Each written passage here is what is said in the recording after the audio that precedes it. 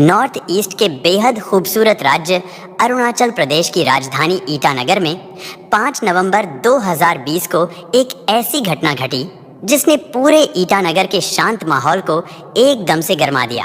क्योंकि इस घटना को कुछ इस तरह से अंजाम दिया गया था कि पिछले 2 दशकों में इस राज्य के लोगों ने इस तरह के अपराध की कोई वारदात ना तो देखी थी और ना ही सुनी थी। लेकिन इस घटना के बाद पूरे ईटानगर के लोग अचानक सड़कों पर निकल आए और फिर हत्यारों को फांसी दो और जस्टिस फॉर मीना के नारों से पूरा ईटानगर गूंज उठा था और कई संगठनों में आक्रोश की आग सुलग उठी। दोस्तों, इस पूरी घटना की सच्चाई को जानने के लिए हमारे साथ आखिर तक बने रहें। वीडियो में आगे बढ़ने से पहले हमारे चैनल को सब्सक्राइब और वीडियो लाइक करना बिल्कुल ना भूलें और समाज में हो रही ऐसी दिल दहला देने वाली घटनाओं से रूबरू होते रहें ताकि आप भी सावधान रह सकें। आइए अब आपको बताते हैं इस घटना के बारे में। तेची मीना लीशी नामक 28 साल की जिस खूबसूरत महिला के साथ ये घटना घटी थी वो कोई मामूली शख्सियत नहीं थी, बल्कि वो मिस अरुणाचल नाम की एक बड़ी संस्था में लेखा और वित्त विभाग की सचिव थी। मीना लीशी अरुणाचल प्रदेश के एक बड़े बिजनेसमैन रोनी लीशी की पत्नी थी और मीना लीशी के ससुर लीशी ईटानगर से 3 बार विधायक और 1 बार मंत्री रह चुके हैं। लेगी लीशी बीजेपी से लेकर कांग्रेस पार्टी और दूसरे कई अन्य दलों में भी रहे हैं। राजधानी ईटानगर के विधायक रहे लेगी लीशी के असरो रसूख और शहर के सबसे पॉश इलाके नाहर लागून के सेक्टर 1 में बने उनके आवास लेगी कॉम्प्लेक्स को शहर का हर व्यक्ति जानता है। और अगले दिन सुबह करीब 12:30 बजे ड्राइवर सुयांग इनोवा कार से मीना को लेकर कारसिंगा रोड पर शहर से करीब 25 किलोमीटर दूर ही पहुंचा था और जैसे उसकी कार कूड़ा डंपिंग जोन के पास बने मंदिर के पास पहुंची तो कार दुर्घटनाग्रस्त होकर खाई में गिर गई। किसी न किसी तरह तथांग सुयांग तो बाहर निकल आया, लेकिन उसने देखा कि बीच की सीट पर बैठी मीना का शरीर अब मृत प्राय हो चुका था। लेकिन हैरानी इस बात पर थी कि ड्राइवर तथांग सुयांग पूरी तरह से सुरक्षित था और कुछ लोगों ने देखा था कि गाड़ी के अंदर एक महिला खून से लथपथ घायल अवस्था में पड़ी है, तो उन्होंने पुलिस कंट्रोल रूम को दुर्घटना की सूचना दी। जिस जगह पर यह दुर्घटना घटी थी वो इलाका राजधानी ईटानगर के बांदर देवा पुलिस स्टेशन के अंतर्गत आता है। जब पुलिस को पता चला कि जिस कार का एक्सीडेंट हुआ है उसमें पूर्व विधायक लेगी लीशी के बेटे की पत्नी मीना सवार थी, तो खुद थाना प्रभारी गोशाम अपनी टीम को लेकर घटनास्थल पर पहुंच गए। लेकिन इंस्पेक्टर गोशाम ये देखकर हैरान थे कि गाड़ी की ड्राइविंग सीट पर बैठा ड्राइवर सुयांग एकदम सही सलामत था।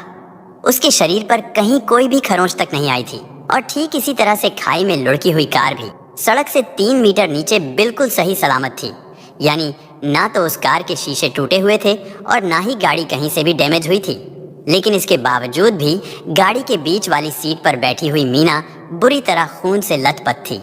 उसके सिर, कंधों और गर्दन पर बहुत ज्यादा चोट आई थी और इसी कारण पुलिस के आने से पहले ही लोगों ने मीना को पास के ही एक हॉस्पिटल भिजवा दिया था। इंस्पेक्टर गौशाम ने दुर्घटना को पूर्व विधायक लेगी लीशी की पुत्रवधू से जुड़ा होने के कारण नाहर लागून सर्किल अफसर, सर्किल के एसडीपीओ रिक कामासी के साथ ईटानगर कैपिटल रीजन के एसपी जिमी चिराम को भी दुर्घटना की जानकारी दे दी थी और वो भी सूचना मिलने के कुछ देर बाद घटनास्थल पर पहुंच गए। और इस घटना की सूचना पूर्व विधायक रहे मीना के ससुर लेगी लीशी और उनके पति रोनी लीशी को भी दे दी गई।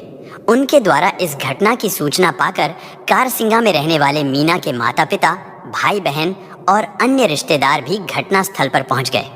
एसपी जिमी ने जब घटनास्थल का निरीक्षण किया तो पहली ही नज़र में उन्हें ये दुर्घटना संदिग्ध लगी। इसलिए फॉरेंसिक टीम ने गाड़ी और घटनास्थल का निरीक्षण करके ज़रूरी सबूत जुटाने शुरू कर दिए ताकि जिससे ये पता लगाया जा सके कि दुर्घटना किन कारणों की वजह से हुई है। ड्राइवर सुयांग घटनास्थल पर ही मौजूद था, इसलिए पुलिस ने पूछताछ की शुरुआत उसी के बयान से की। दथांग सुयांग ने बताया कि गाड़ी के ब्रेक फेल हो गए थे, इसी कारण गाड़ी का संतुलन खराब हो गया और गाड़ी खाई में लुढ़क गई। इसलिए मालकिन मीना बुरी तरह से जख्मी हो गई। लेकिन पुलिस ये देखकर हैरान थी कि दथांग पूरी तरह से सुरक्षित था और उसे एक खरोंच भी नहीं आई थी। और उधर पुलिस की एक टीम मीना का बयान लेने के लिए हॉस्पिटल में भेजी गई थी, लेकिन वहां जाने के बाद पता चला कि उसकी मौत हॉस्पिटल में पहुंचने से पहले ही हो गई थी। हॉस्पिटल में मीना के परिजन, जिनमें मायके व ससुराल के लोग भी शामिल थे, जिस कारण वहां का माहौल परिजनों के रोने बिलखने से बेहद गमगीन हो गया था। लेकिन पुलिस की टीम ने दुर्घटना में घायल हुई मीना के शरीर पर आई सभी चोटों की फोटोग्राफी कर ली थी।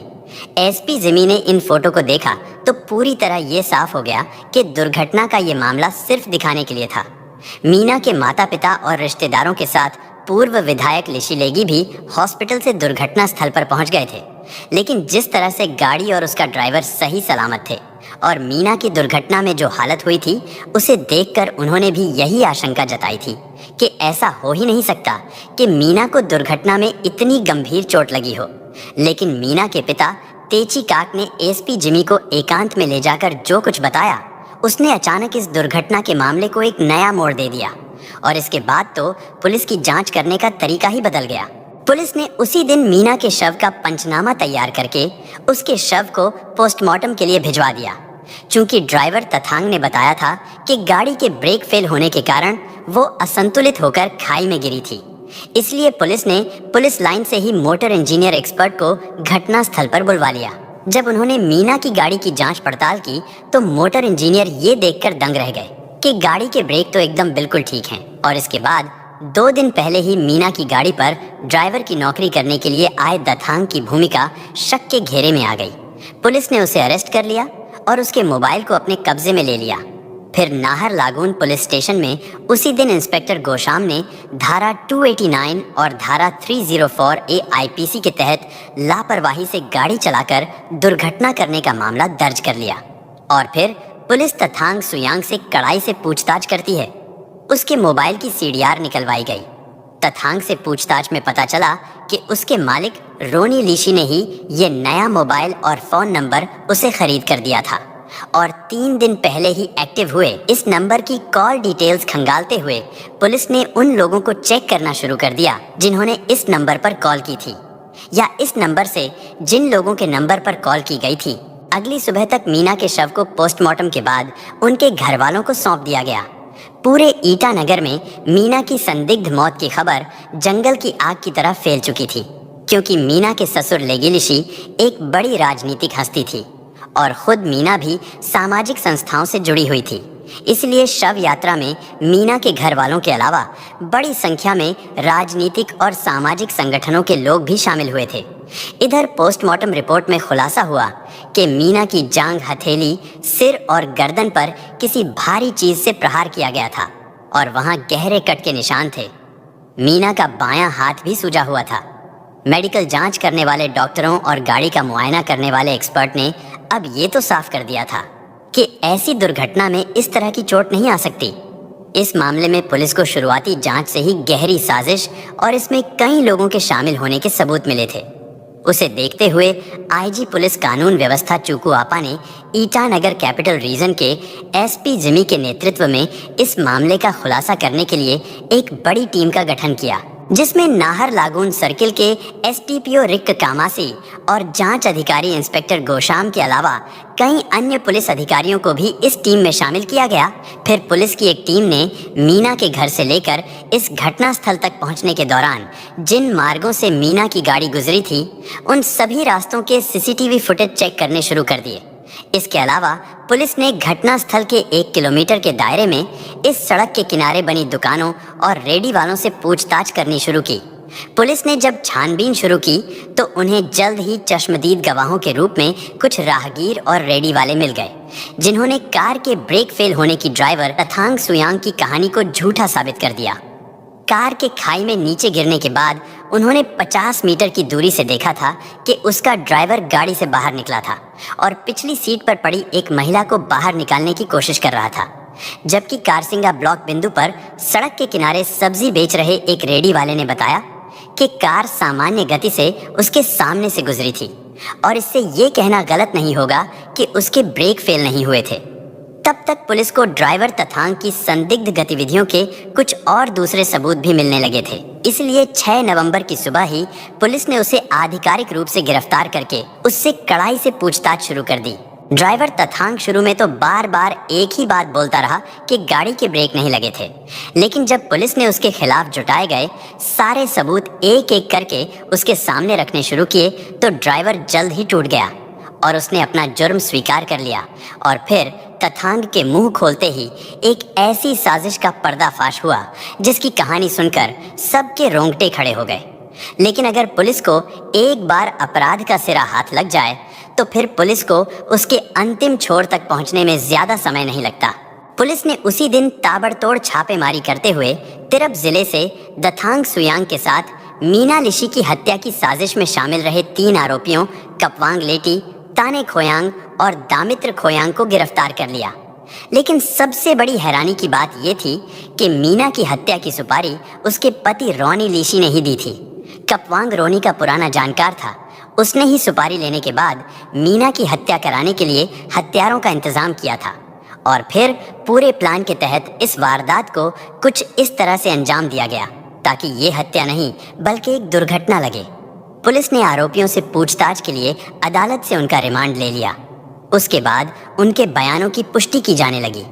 क्योंकि हत्या का आरोप मृतका के पति और एक प्रभावशाली पूर्व विधायक के बेटे पर था, इसलिए पुलिस आरोपों को साबित करने के लिए सबूत जुटा लेना चाहती थी। और इस बीच जब ये बात सार्वजनिक हो गई कि मीना की हत्या उसके पति रोनी ने ही सुपारी देकर हत्यारों से करवाई है, तो राजनीतिक और सामाजिक संगठनों ने धरने प्रदर्शन और कैंडल मार्च के जरिए पुलिस पर दबाव बनाना शुरू कर दिया।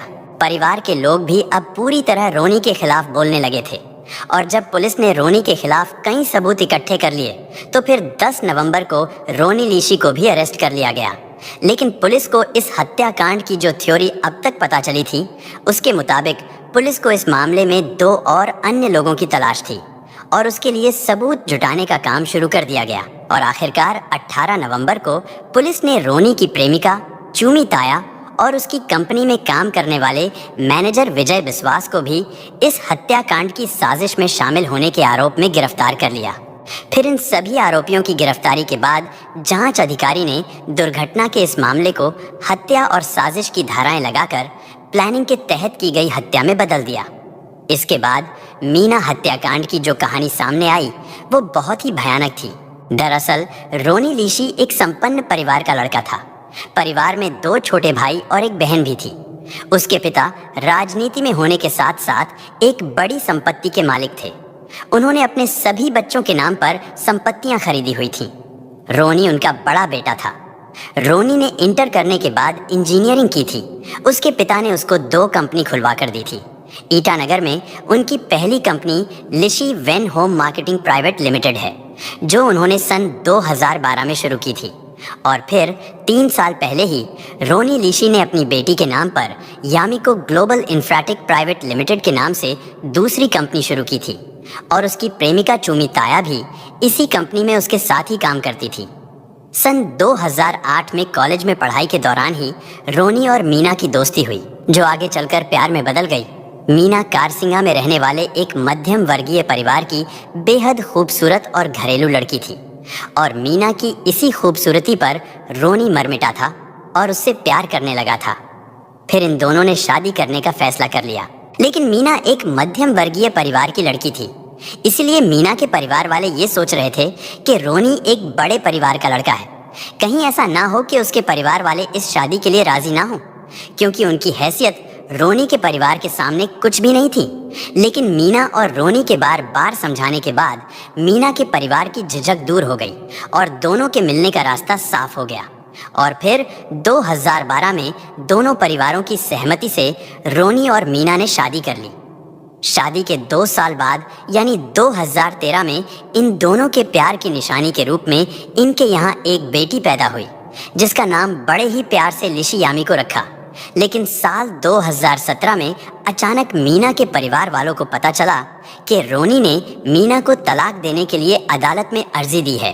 तो मीना के परिवार के लोग परेशान हो गए, क्योंकि जिस लड़की से शादी करने के लिए रोनी उनके सामने मिन्नतें कर रहा था, अब वो उसी पत्नी को तलाक क्यों देना चाहता था, ये उनकी समझ से परे थी। और फिर इस पूरे मामले को जानने के लिए मीना के घर वाले रोनी के घर पहुंचे तो मीना ने बताया कि रोनी कुछ दिनों से चूमी ताया नाम की एक लड़की के प्यार में पागल है और जब से चूमी ताया रोनी की जिंदगी में आई है, उसके बाद से हम दोनों के प्यार में न सिर्फ दरार आई है, बल्कि रोनी अब छोटी छोटी बातों पर मीना के साथ मारपीट करने लगा था और उसे परेशान करता था। कभी वो खाने में कमी निकालकर उससे मारपीट करने लगता, तो कभी घर साफ नहीं होने को लेकर मीना से झगड़ा करने लगा था। जब ये बात मीना के परिवार वालों को पता चली, तो उन्होंने रोनी के माता पिता और उसके भाई बहनों के साथ मिल बैठकर इस मामले को सुलझाना चाहा। लेकिन रोनी के माता पिता को जब इस बात का पता चला कि रोनी की जिंदगी में किसी दूसरी महिला ने जगह बना ली है, तो उन्होंने भी रोनी को बहुत समझाया और उन्होंने उसी साल सन 2017 में रोनी के कहने पर उसे एक नया घर खरीद कर दिया और उससे वादा लिया कि वो मीना के साथ उस घर में प्यार से रहेगा। दोनों परिवारों को यही उम्मीद थी कि अलग घर में रहने के बाद दोनों के बीच खोया हुआ प्यार शायद फिर से पनप जाए। लेकिन कुछ दिन ठीक रहने के बाद रोनी फिर से अपनी नई गर्लफ्रेंड की बाहों में खो गया। वो कई कई दिन तक घर से गायब रहने लगा था। अगर मीना कोई एतराज़ करती तो वो उसके साथ मारपीट करता और कहता कि अगर तुम मेरे साथ नहीं रहना चाहती हो तो मुझे तलाक दे दो। यानी एक तरह से रोनी ने अब मन बना लिया था कि किसी भी तरह से मीना उसकी ज़िंदगी से निकल जाए। साल 2018 में एक बार फिर ये बात मीना के घर वालों तक पहुंच गई और मीना के घर वाले उसके नए घर पहुंच गए। यहाँ एक बार फिर से दोनों परिवार के लोगों के बीच पंचायत हुई। मीना ने परिवार वालों को जब रोनी की हरकतों के बारे में बताया, तो उसके परिवार वालों को भी लगा कि अगर रोनी के दिल से मीना के लिए प्यार ही खत्म हो गया है, तो ऐसे में अपनी बेटी को यातना सहने के लिए उसके घर में छोड़ने का क्या फ़ायदा। इसलिए उन्होंने मीना को अपने साथ चलने के लिए कहा। लेकिन रोनी के पिता ने मीना को ले जाने से मना कर दिया और रोनी को पूरे परिवार के सामने बहुत डांट फटकार लगाई। उसका नतीजा ये निकला कि रोनी को अपनी हरकतों पर पछतावा हुआ और उसने दोनों परिवारों के सामने अपने किए पर शर्मिंदगी जताते हुए ये स्वीकार किया कि मीना ही उसकी असल और इकलौती मोहब्बत है और वो उसकी बेटी की माँ भी है। उस दिन रोनी ने दोनों परिवार के लोगों के बीच ये वादा किया कि भविष्य में मीना को उसकी तरफ से किसी भी तरह की शिकायत करने का कोई भी मौका नहीं मिलेगा। और इसके बाद वक्त बीतने लगा। मीना के घर वाले उसकी घरगृहस्थी के बारे में फ़ोन करके उससे पूछते रहते थे, लेकिन मीना ने अपने परिवार वालों को फिर कभी ऐसी कोई जानकारी नहीं दी जिससे उन्हें ये पता चलता कि रोनी फिर से उसे परेशान कर रहा है। और अब साल 2020 शुरू हो गया था और इसी बीच फरवरी में मीना के घर वाले ये जानकर खुशी से निहाल हो गए कि मीना फिर से गर्भवती है और वो रोनी के दूसरे बच्चे की माँ बनने वाली है। इसके बाद तो घर वालों को भी ये यकीन हो गया था कि रोनी और मीना के बीच में प्यार मजबूत हो चुका है। लेकिन उनको ये नहीं पता था कि मीना को प्रेग्नेंट करना भी रोनी की एक साजिश थी। और फिर 5 नवंबर को अचानक मीना के परिवार के लोगों को सूचना मिली कि मीना एक दुर्घटना में बुरी तरह से घायल हो गई है और उसे हॉस्पिटल में भर्ती कराया गया है। लेकिन जब तक मीना का परिवार हॉस्पिटल पहुंचा, तब तक उसकी मौत हो चुकी थी। इधर रोनी की गर्लफ्रेंड चूमी ताया मूल रूप से कामले जिले की रहने वाली एक खूबसूरत लड़की थी। वो पिछले 3 साल से रोनी की कंपनी में काम कर रही थी और यहीं पर रोनी उसकी तरफ आकर्षित हो गया। फिर इन दोनों के बीच में प्यार हुआ और बाद में ये दोनों लिव इन में रहने लगे। चूमी को पता था कि रोनी शादीशुदा है और वो एक बच्ची का बाप भी है, लेकिन इसके बावजूद भी कुछ समय पहले ही उसने रोनी के साथ छुपकर शादी कर ली थी। और अब चूमी ताया धीरे धीरे रोनी पर दबाव बनाने लगी थी कि वो मीना को तलाक देकर सामाजिक रूप से उसे ही अपनी पत्नी स्वीकार करे। कारसिंगा में ही रोनी का एक फार्म हाउस था और यहाँ वो अक्सर अपनी दूसरी पत्नी चूमी ताया के पास रहता था। रोनी ने इस हत्याकांड को इस तरह से अंजाम देने की साजिश रची थी कि लोगों को हत्या नहीं बल्कि ये एक दुर्घटना लगे। फिर 27 अक्टूबर की शाम को कापवांग लेटी अपने साथ तथांग सुयांग और ताने खोयांग को लेकर खोसा जिले से सीधा राजधानी ईटानगर पहुंचा और वहां वो तीनों होटल सूप ईसा में रुके। फिर 28 अक्टूबर को रोनी उनसे मिलने होटल में पहुंचा और वहां उसने कापवांग के साथ मिलकर अपनी पत्नी को मारने का प्लान बनाया और उनके बनाए गए प्लान के अनुसार ड्राइवर तथांग सुयांग को इस हत्या को अंजाम देना था और फिर उसको दुर्घटना का रूप देना था। रोनी ने अपनी पत्नी मीना की हत्या का सौदा 10 लाख रुपए में तय किया था और इस काम को करने के लिए रोनी ने 5 लाख रुपए एडवांस दे दिए और बाकी की रकम काम हो जाने के बाद 15 दिनों में 3 लाख और 2 लाख यानी 2 किस्तों में देना तय किया गया। इसके बाद काप वांग और ताने खोयांग 30 अक्टूबर को खोसा वापस चले गए, जबकि तथांग सुयांग अगले दिन रोनी के घर ड्राइवर बनकर पहुंच गया। और रोनी ने जो साजिश तैयार की थी उसके मुताबिक तथांग को इस वारदात को अंजाम देने के लिए रोनी की पत्नी मीना का ड्राइवर बनकर रहना था। लेकिन एक दिन मीना के ड्राइवर के रूप में काम करने के बाद तथांग को लगा कि मीना की हत्या करना वो जितना आसान काम समझ रहा था वो उतना आसान काम नहीं है। इसलिए 2 नवंबर को तथांग ने रोनी को एक और साथी का इंतजाम करने को कहा, क्योंकि ड्राइवर तथांग को यही लगा कि वो खुद मीना की हत्या करने की हिम्मत नहीं जुटा पाएगा। रोनी ने फिर से काप वांग से फोन पर बात की और तथांग के साथ एक और साथी का इंतजाम करने को कहा। तो काफी सोच विचार के बाद काप वांग ने अपने दूसरे साथी दामित्र खोयांग को भी इस वारदात को अंजाम देने के लिए राजधानी ईटानगर के लिए रवाना कर दिया। दामित्र उस समय दोईमुख में किसी और के यहाँ ड्राइवर के रूप में काम कर रहा था, लेकिन काप वांग का आदेश मिलने पर वो भी राजधानी ईटानगर पहुंच गया और वहां वो रोनी से मिला। दामित्र खोयांग के आ जाने के बाद 4 नवंबर की सुबह रोनी और तथांग ने एक बार फिर से उस रूट का जायजा लिया जो कारसिंगा में ब्लॉक पॉइंट के पास था, और यहीं पर उसने मीना की हत्या कराने की वारदात को अंजाम देने का प्लान तैयार किया था। और ये तय हुआ कि अगले दिन यानी 5 नवंबर 2020 को मीना की हत्या की योजना को अंजाम दिया जाएगा।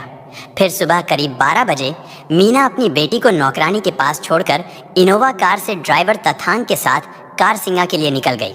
लेकिन जैसे योजना बनाई गई थी कि रास्ते में पहले से ही इंतजार कर रहे अपने साथी दामित्र को भी तथांग ने अपने साथ ले लिया, और मीना के पूछने पर तथांग ने बताया कि ये मेरा दोस्त है और इसे भी कारसिंगा तहसील दफ्तर जाना है, क्योंकि मीना तथांग के साथ ड्राइवर के पीछे वाली सीट पर बैठी थी, जबकि दामित्र सबसे पीछे की सीट पर बैठ गया।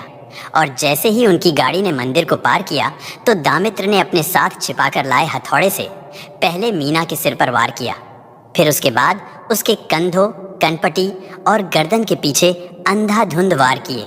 इस घटना को अंजाम देने में मुश्किल से केवल 3 या 4 मिनट का समय लगा, और खून से लथपथ कार की सीट पर पड़ी मीना ने चंद मिनटों में ही दम तोड़ दिया। और दामित्र को जब पूरा यकीन हो गया कि मीना अब मर चुकी है तो उसने तथांग से कहकर ब्लॉक पॉइंट के पास गाड़ी रुकवाई, और जैसे वो गाड़ी में सवार हुआ था वैसे ही चुपचाप गाड़ी से नीचे उतर गया।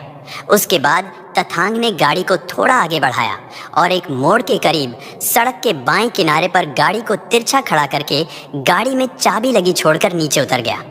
इसके बाद उसने न्यूट्रल में खड़ी गाड़ी को जोर लगाकर धक्का दे दिया, क्योंकि वो अब इस हत्या को दुर्घटना का रूप देना चाहता था। उसने सोचा था कि गाड़ी खाई में नीचे गिरते समय किसी पत्थर से टकराकर गाड़ी में आग लग जाएगी, या फिर गाड़ी नीचे जाकर पूरी तरह से दुर्घटनाग्रस्त हो जाएगी। लेकिन ऐसा नहीं हुआ, और गाड़ी 3 मीटर नीचे जाने के बाद एक बड़ा पत्थर टायर के नीचे आने की वजह से आगे नहीं जा सकी। इसलिए हत्या को दुर्घटना साबित करने की साजिश धरी की धरी रह गई। पुलिस ने जब जांच की तो पता चला कि ना तो कार के कहीं से शीशे टूटे थे और ना ही गाड़ी में कहीं कोई टूट फूट हुई थी, लेकिन गाड़ी में बीच की सीट पर बैठी हुई मीना की मौत हो गई थी। कार के ड्राइवर तथांग से जब पुलिस ने पूछताछ की तो उसने बताया कि ब्रेक फेल होने के कारण गाड़ी खाई में गिर गई थी। लेकिन जब पुलिस ने अपने मोटर एक्सपर्ट को बुलाकर गाड़ी की जांच करवाई तो गाड़ी के ब्रेक बिल्कुल सही पाए गए थे।